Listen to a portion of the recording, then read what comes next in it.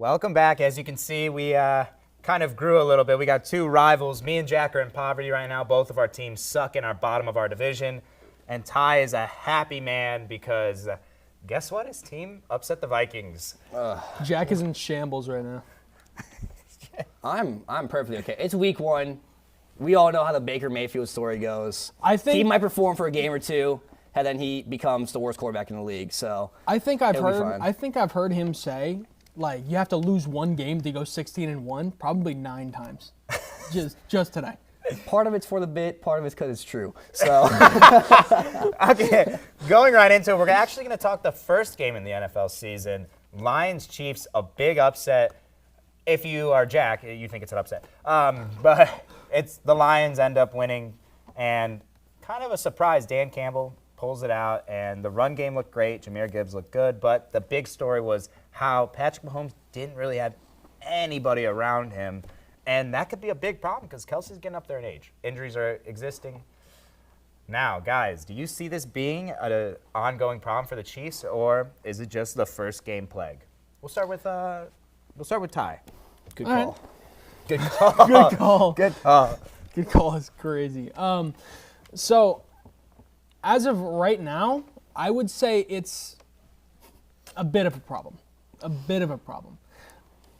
As we can already tell, Kadarius Toney stinks. Yeah. He's horrible. Oh, yeah. They need to get him out of town, show up with pitchforks, get him out of there. But behind him is Marquez Valdez-Scantling, and then behind him is the former Buccaneers, like 5th receiver, Justin Watson. Yeah. Like, who do they have? Rasheed Rice is good. Rasheed Rice was actually He's good. He's a good young talent. He was Justin pretty good. Ross, too, I think I picked him up in all my fantasy teams. Hoping he, comes out of the fire. You probably and- lost this week, didn't you? No, I won. Okay. So This guy. With Justin I actually, Ross. I think I won in almost all my leagues. This one's up for grab. James Cook, if you're there, man, please, Buffalo Bills, secure me a dub here. But Jack, what do you think? I know you said the Chiefs were number 1, the best team in the NFL last week, 2 weeks ago. So you still riding with that, or are you just To gonna be take honest, the if detour? you ask me again today, the number 1 team in the NFL is still the Kansas City Chiefs. Oh my God. They are. Listen, it's hard to win when you don't have 2 of your 3 best players. And the Lions were a top 5 scoring offense last year. Who were the other 2? What? Chris Jones and Travis Kelce didn't have them. So the Lions were a top 5 scoring offense last year. They did not have Chris Jones. He's in the sideline like eating popcorn with his agent up there. So, The Sopranos, his agent were like Literally. the Sopranos, So- bro. So when you don't have that guy and you don't have your main pass catcher, it's hard to win. And the Lions only scored 14 points on the Chiefs.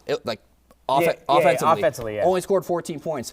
The Chiefs did that without Chris Jones. This team might have like a sneaky top 10 defense this year. Yes, they legitimately might have it. And when you have Patrick Mahomes in the top 10 defense, it's hard for me to believe you're not going to win the Super Bowl. Well, I hate to be the guy here because I want to talk this a little bit.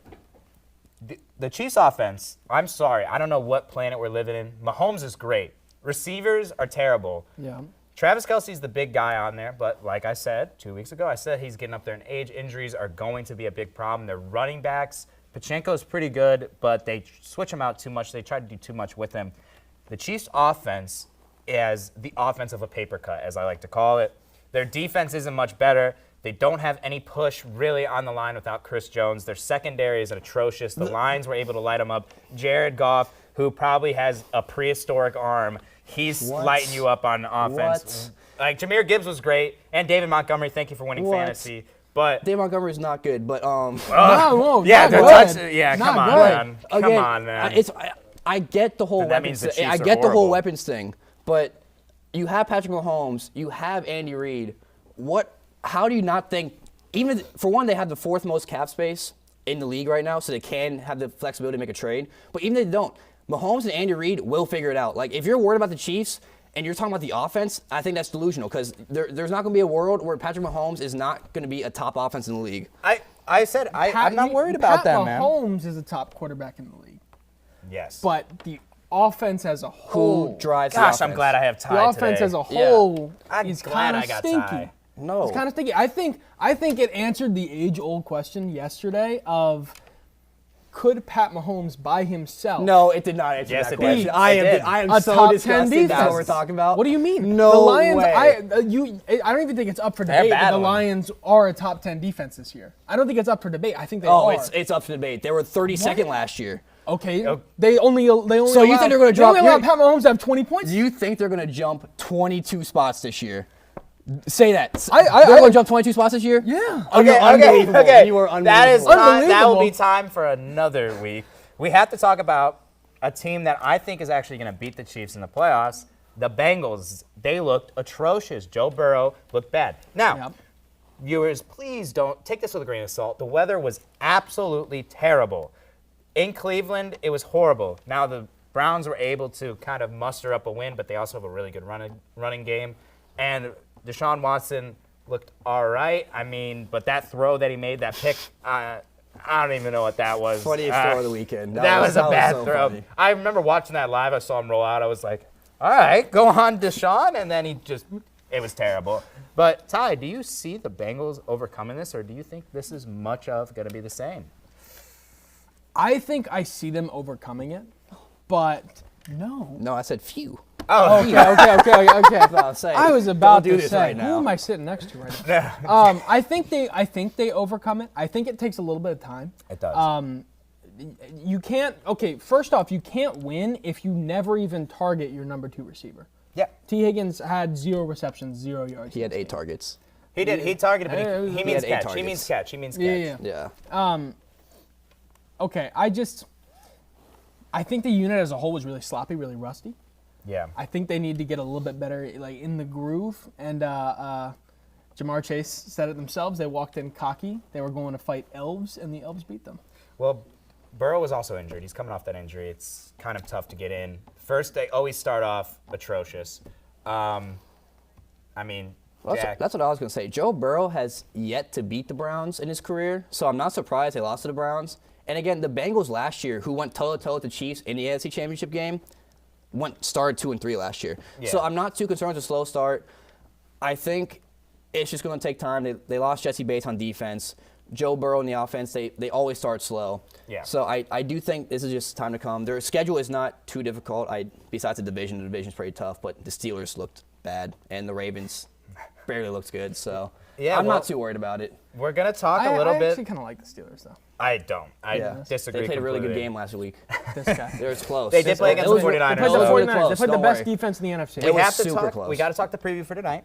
Bills versus Jets. Now, I put this on you'll see it on the screen soon. Does Aaron Rodgers dominate just like he did on the Packers? And speaking of the Packers, the Bears did lose, and they looked atrocious. And I hope I don't have to wear that tutu because I hope they make the playoffs.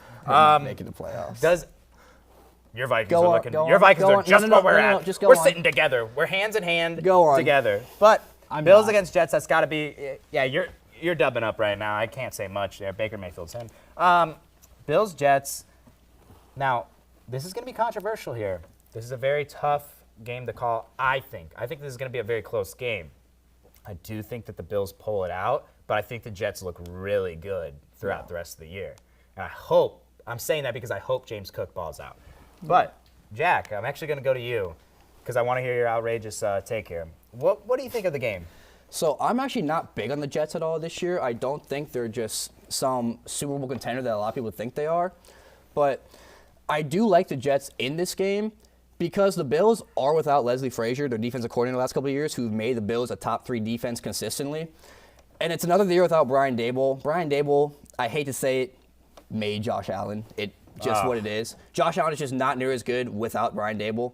So, and the Jets are playing at home, first night at the Rodgers. It's going to be anticipated. There's going to be a lot of energy in the building. I'm a vibes guy, you know. A Yeah, little bit get of your vibes. And the Jets have all the vibes to win this game, I think. Like I said, especially at home. So I got the Jets winning this. Okay. I think you can expect at the start of this game Aaron Rodgers to target Allen Lazard and Randall Cobb and the guys he's used to. Yeah. He has chemistry with. I think you can expect him to target them early. I think the difference maker is can he find in-game regular season chemistry with Garrett Wilson, with Tyler Conklin, with the guys that he hasn't played with yet. I think if he can find that chemistry with them, I think the Jets can pull out a win here. Granted, it's preseason, but in the preseason, Aaron Rodgers loved Garrett Wilson. He threw it to him every single time. So Well, I trusted it. Well, we'll have to see tonight. It's a Tale of two takes there. That is all we have for the first segment. We'll be back with FIBA. Thank you for joining us, Ty. Of course. I'm stuck with Jack again. Lucky you. Lucky you. We'll be right back. Lucky you is crazy.